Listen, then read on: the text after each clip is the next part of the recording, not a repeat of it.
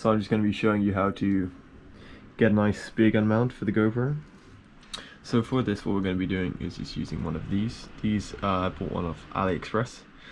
Basically, it's just an aluminium GoPro mount, which you can just screw to anything. It just has a aluminium threaded side and 2 holes.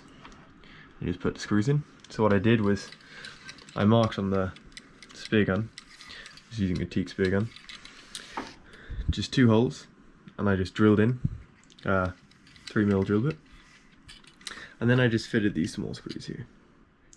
So I don't know if that's focusing, but I put them in. When I put them in, I just put some super glue into the holes, so as I screwed them in, they're kind of locked in. Now they can be taken out if you just crack the super glue, but it's pretty good.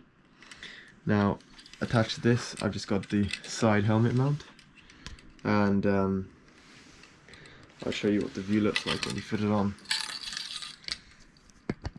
Just slots right in here. 1 second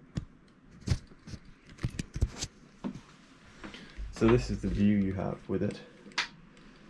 So when you have the spear in there, this is roughly the view you'll have. So yeah, that's the GoPro speargun mount. Just a quick video.